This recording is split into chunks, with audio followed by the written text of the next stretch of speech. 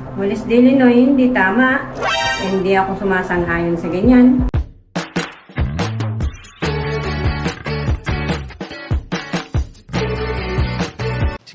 Si Kuya Jens, ano yun, reactor natin yan.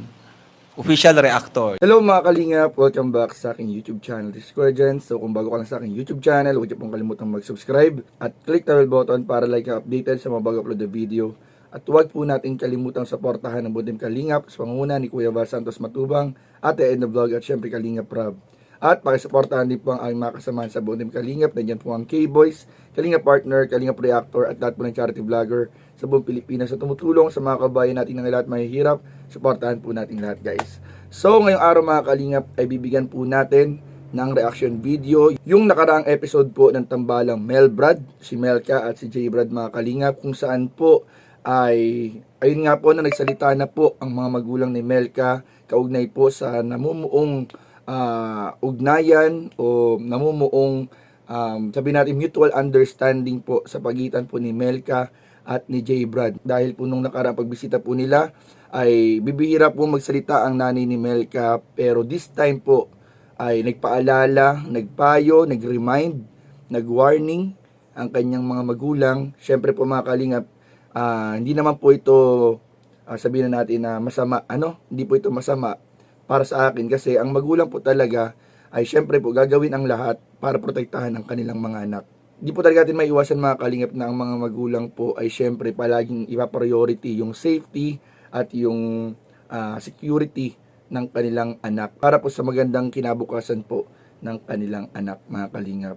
So panoorin po natin ang buong video na ito mga Kalingap at mamaya po bigyan natin ng reaction video dahil grabe po mga Kalingap, sobrang intense po ng bawat mensahe, bawat salita galing po sa mga magulang ni Melka para sa Tambalang Melbrad. So ano pa pong hinihintay natin mga Kalingap, tara panoorin na po natin, bigyan natin ng reaction video in 5, 4, 3, 2. Kasi ako, gusto ko ay, kumbaga, ang mga bagay-bagay. Ilang taon ka na, J Brad? Ano po? 19 po. 19. Opo. Si Melka ay 20 sa March 31. Magka-20 na rin po. Kailan? Sa June po. Ay, wala pa simit ka. Parang nag-aaral ka? Opo. Hindi pareho. Gano'n kayo kadalas mag-kita? Gano'n mo kadalas-dalang sinul ka doon? Gano'n ka kadalas mag-date? Date ba tawag doon? Ano po? Alas. Parang araw-araw po. Napunta po ako ng daig. Baka naman magka-problema ako niya. Araw-araw na. Nakulos dili ka. Nakulos dili ka.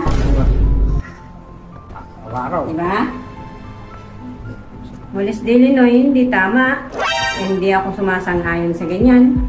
Kailangan. Tipid lang. Diba? Hindi yung lapit. Ang kabataan sa ngayon, majority, yung nararamdaman nilang sabi daw ay pagtingin daw. Pero ang katotohanan, hindi yan pag-ibig, yan ay kapusukan. Masasabi mong pag-ibig yan kapag ka umakyat ka na sa edad na 20 pataas, kasi na marami ka nang mararanasan. Pero sa mga ganyang edad, wala pang ano yan. Kadalasan nga ngayon marami nabubuntis.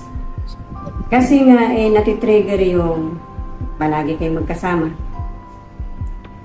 Natitrigger ngayon yung emotion ninyo sa isa't isa.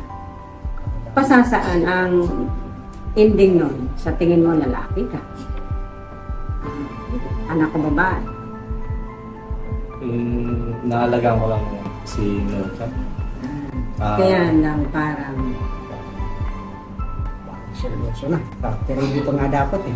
Kasi nag-aaral pa mga bata. pag laging magkasama. O, iba yun. Halimbawa, ito, kahoy, basa. Lalagyan mo ngayon yan ng mga, halimbawa, karton na susunugin mo. Basay. Kahit basa yan, kapag nadarang yan ng nadarang sa init nung nilalagay mo na pagpangsiga. Naintindihan mo? Ibig sabihin mo? Oo.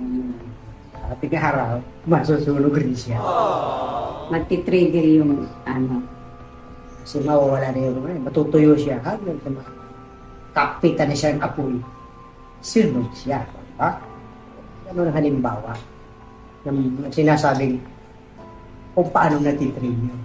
Palagi mong iminomotor si Melkay na angkas. Brad. Opo. Palagi. Ano, gaano kadalas yung palagi? Araw-araw? Ano naman po pag labas lang po. Ayan. Kumbaga sa kahoy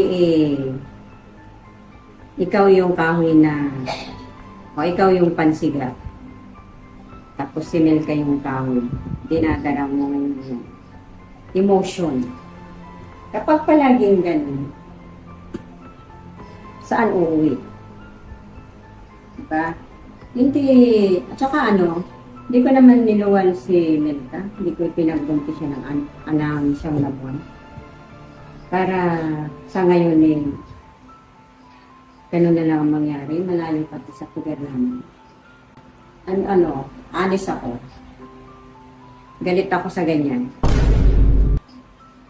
Pasensya na. Pero sa tuwing magsasalita ka, yung boses mo pa lang, hindi ko talaga, hindi kita gusto. May standard naman ako para sa anak ko. Sorry.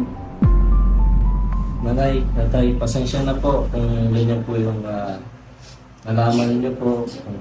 Napunta lang naman po ako doon para magdala ng ulam. Iwenta po. Tapos naglabas lang po kayo para i-treat lang po siya. Tinitreat ko po siya. Pag napunta lang po dito ng nana po. Ay nang dahil po. Sa iyo lang. Pero meron yan epekto o bad effect. Pasensya Ganun. po. Ano po, Nay, tayo malinis naman po yung intention ko kay Melka. Sa anak niyo po. Alam ko naman po yung tama na gawa. Madaling sabihin na alam mo, malinis. Wala naman nagsasabi na yun. Lahat naman ng mga kabataan ngayon pag ganyan ang sitwasyon, sasabihin lang yun. Pero ang akin kasi dito ay, halimbawa, mabuti kung hindi na. Paano kung matrigger kayo? Di ba? Lalaki ka. Babaeng anak ko. So kayo po mga kalingap, at napanood nga po natin yung ilang parte ng vlog na ito mga kalingap, pero mahaba po ito. Kung gusto niyo po mapanood yung buong video nung pag-uusap between Mel Brad at sa mga magulang po ni Melka, ay bisitahin po ninyo yung second channel ni Kalingap Rab sa Rab Matubang Vlogs. At ayun nga mga kalingap, syempre po meron tayong kanya-kanyang opinion pagdating po dyan. So kung kayo po mga kalingap, ano po ang masasabi po ninyo sa nangyari na yan mga kalingap sa video na ating pinanood? O kung napanood niyo po yung buong video, ano po ang inyong masasabi? Comment down below mga kalingap kung kayo ba ay sa side ni J. Brad o sa side ng mga magulang ni Melka. Ano po mga kalingap? Pero tingnan natin mga kalingap yung both side. Tingnan natin mga kalingap yung both side po. Syempre unahin natin mga kalingap yung side po nila Melka. Yung side po ni Melka, yung side ni J. Brad, yung side po ng Mel Brad, kung titingnan po natin mga kalingap, nasa edad po talaga sila na dyan po nagsisimula yung mga gusto, yung mga crush, girlfriend, boyfriend, talagang andyan po yun sa panahon na yan. Sigurado naman po tayo na kahit yung mga nakakatanda po natin ay nung panahon na yan dumaan din sa kanyang estado, na kung saan po sila nagkaka-crush, nai-in-love, nagkaka-girlfriend, nagkaka-boyfriend, at pumapasok sa mga relationship na ganyan. So hindi po natin maisisi si J. Brad at si Melka if ever man po na doon mapunta yung kanilang love team sa pagiging seryosohan talaga mga kalingap. And knowing J. Brad, si J. Brad po, napakabait po na tao. Dati po, hindi ko pa po siya ganong talagang kilala. Kasi bihira po sila dito sa Daet dati.